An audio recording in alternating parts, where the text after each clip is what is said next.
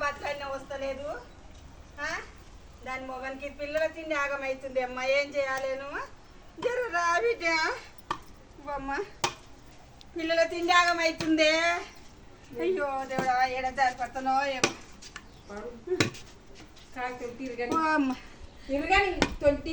వాళ్ళు వచ్చి రావే జరా, రావే మా అమ్మ గాని పిల్లలు స్కూల్ పోతుర్రే.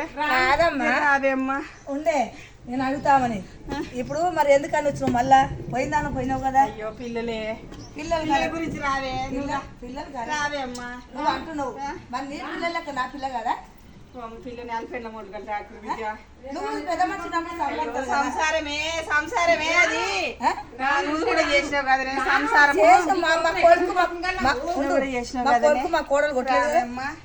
రావే తల్లి మా అమ్మ గాని. రావే మా అమ్మ గాని.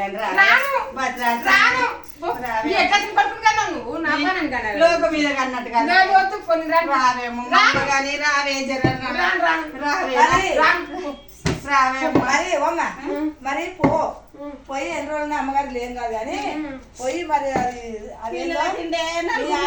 భూమి మీద ఉండు. మరి ఇన్ని రోజుల నుంచి ఉంటే మంచి కుట్టినా ఉండు, లేకపోతే రా. నేను రాపోనమ్మా. పోకుంటే నేను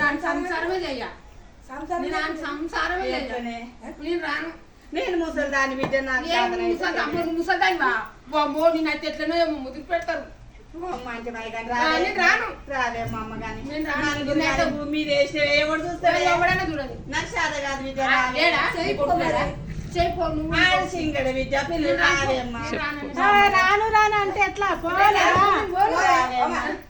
రావే అమ్మ.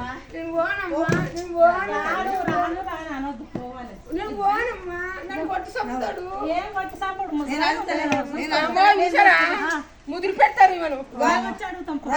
తల్లి రెండు రోజులు ఉండు. 2 రోజులు ఫోన్ చేయి, నేను అడుగుతా. నోరు దగ్గర పెట్టుకోమని నీ బిడ్డని. నోరు దగ్గర పెట్టుకోమని కూడా ధైర్యం. నోరు దగ్గర పెట్టుకో. ఇది కంపనక్షే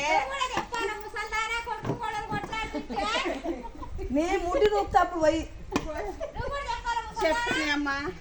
చెప్తానే ఇలా ఇలా విద్య ఈ లంచ్ అని చెప్తా. ముసలి కూడా కొట్టమాట, మా అన్నం కూడా కొట్టమాట. ఈ లంచ్ అని చెప్తున్నా వద్దే అని దగ్గర పోక అని చెప్తా బిడ్డ. మా అమ్మగానే రావేద ఆ బాడకా కూడా చెప్తానే. పోవే 2 రోజులు అయినాక ఫోన్ చేయి, నేను మంచిగా చూసుకుంటా. పోవే నీ బిడ్డని చూసుకో. ఏమన్నా రిమార్క్ వచ్చిందనుకో మళ్ళీ తర్వాత చెప్తాను. నేను నన్ను కొట్టిరనుకో అత్తనే కొట్టేస్తా. కొట్టి దాన్ని కొట్టి ముడ్లు నూకే సత్తది. ముడ్లు నూకేదాన్ని. ఓ సాయంత్రం